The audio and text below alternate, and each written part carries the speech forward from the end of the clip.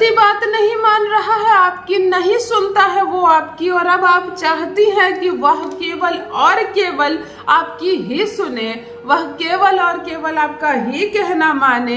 तब क्या करें, कैसे मनवाए उस अड़ियल पति से अपनी बात जो आपके कहने से एक काम नहीं करता। इंसान गलत नहीं है, धोखेबाज नहीं है, बुरा इंसान नहीं है, शादी आपने ऐसे नहीं की है, देख परख कर शादी की है। आपके पिता ने जिस लड़के को चुना है उस लड़के में 100 खूबियां हैं, ग्रह तालमेल नहीं हो पा रहे हैं, आप लोगों का साठ घाट नहीं बैठ पा रहा है। क्यों कहते हैं कि जो सिंदूर की जो दानी मिलती है ना लड़की को, जो सिंदूर का बॉक्स मिलता है शादी के समय, जिसको किया कहते हैं, लकड़ी की जो सिंदूर दानी होती है, वो जरूर बैठे, साठ घाट वहीं पर स्टार्ट होता है। अगर आपकी सिंदूर दानी नहीं बैठती है ना, कुछ कर लो पति के साथ, साठ घाट नहीं बैठेगी, हमेशा कुछ ना कुछ खुटका रहता है। विवाह जितनी ऊंची पाटे पर बैठकर करोगे, जमीन से जितनी ऊंची पाट पर करोगे, वो जो डिफरेंस होती है ना, वो डिफरेंस पति पत्नी के गृहस्थ जीवन में हमेशा रहेगा।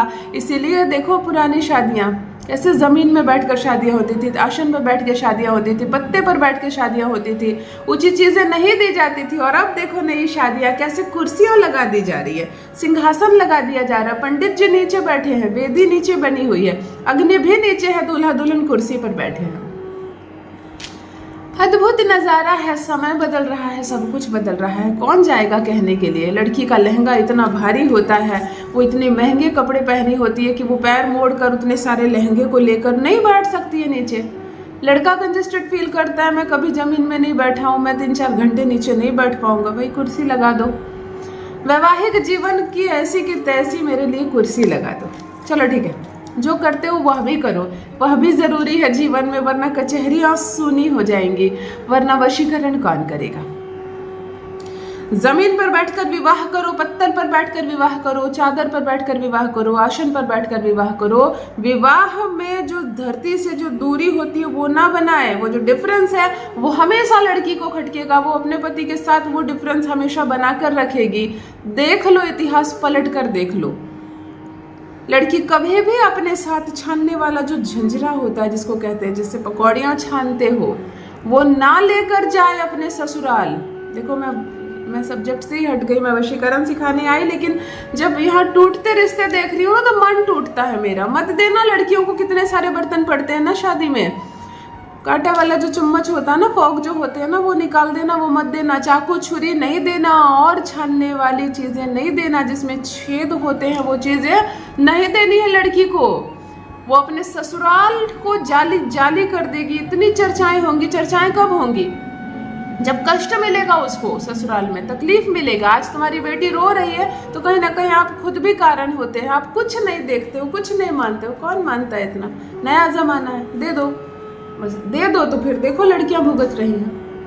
अगर आपका भी पति आपका कहना नहीं मानता है, ससुराल महंगा पड़ रहा है, आपको मुश्किल पड़ रहा है, ससुराल कष्टदायक पड़ रहा है, नहीं बस पा रही हो आप, क्योंकि जिसका हाथ पकड़ कर आई हो बसने के लिए वही नहीं साथ दे रहा है जीवन में, तो चलो करते हैं एक मुट्ठी चावल से एक ऐसा अद्भुत चमत्कारिक प्रयोग। पति तुम्हारी बोली बोलेगा, पति तुम्हारे इशारे पर नाचेगा, तुम जो चाहती हो वो करेगा, वो सिर्फ और सिर्फ तुम्हारी ही बात मानेगा।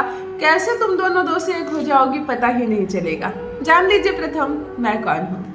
नमस्कार दोस्तों, मैं हूँ खुशबू सिंह। बहुत स्वागत, बहुत अभिनंदन करती हूँ आप सबका अपने YouTube चैनल ज्योतिष ज्ञान में। कैसे हैं आप और घर में सब कैसे हैं? मेरे कमेंट सेक्शन में जय माता दी, हर हर महादेव अवश्य लिखें, अपनी खैरियत मुझे जरूर बताएं।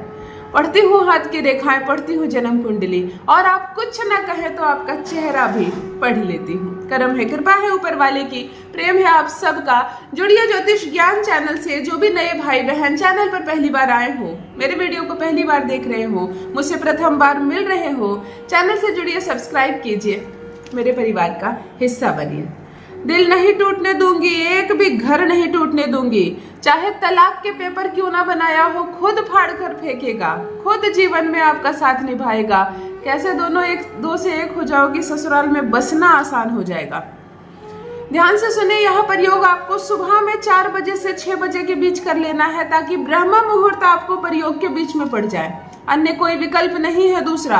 जब भी करे आपको सोकर उठना होगा। जरा जल्दी 4 से 6 के बीच ही कर ले यह प्रयोग। प्रयोग 5 मिनट का है, लेकिन समय का चुनाव बहुत मायने रखता है। आपको एक सफेद नया रुमाल खरीद कर लाना है। अगर आप पहले से रुमाल इस्तेमाल नहीं करती हो तो, अगर करती हो तो अपना इस्तेमाल किया हुआ रुमाल, नहीं करती हो तो नया रुमाल लाए और उसे हाथ मुंह पोंछ ले, हाथ मुंह धोकर पोंछ ले, ताकि आपकी खुशबू, आपका ऑरा इससे टच हो जाए। अगर इस्तेमाल करती हो तो अपना रुमाल ले ले।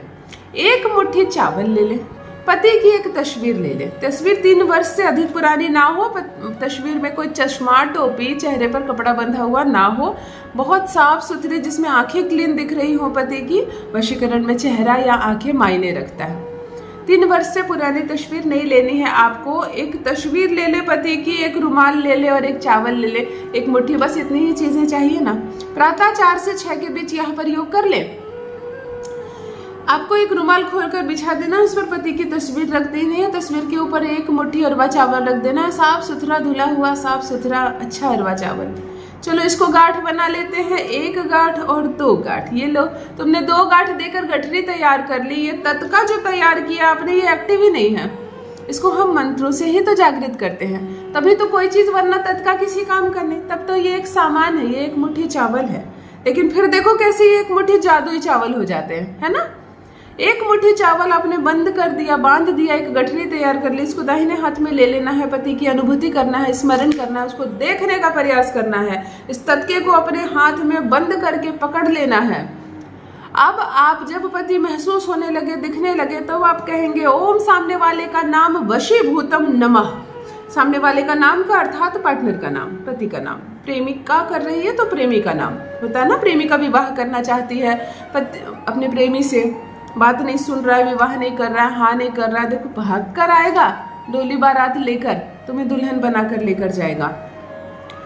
इस मंत्र को 108 बार जप करें और जागृत कर ले इस चावल को। अब इस पोटली को अपने पास रखें ज्यादा से ज्यादा समय तक, 21 दिनों तक। 6 घंटे से ज्यादा ये पोटली आपके पास होगी जब आप संपर्क में रहेंगे अपने पति के। बातें करो, पति को चाय बना कर दो, खूब सारी बातें करो, उससे संपर्क बनाने का प्रयास करो। जब ये चावल से बंधी गठरी आपके पास हो, उसका ध्यान खींचा जाने लगेगा आपकी ओर।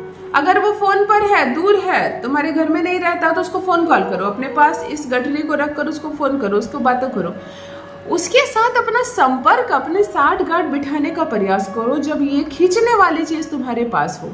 फिर देखो कैसे भाग कर आता है, कैसे तड़प कर आता है। हर चीज छोड़कर केवल तुम्हारे नाम की माला जपेगा, सबका त्याग कर देगा, केवल तुम्हारा ही गुणगान करेगा, तुमसे प्रेम करेगा, तुम्हारा विश्वास करेगा, तुम्हारा साथ निभाएगा, रहेगा पूर्ण रूप से तुम्हारा पति तुम्हारे वश में। अवश्य करें, अपना अनुभव मेरे साथ भी अवश्य साझा करें। रखिए अपना ख्याल, रखिए अपनों का ख्याल। बहुत बहुत धन्यवाद।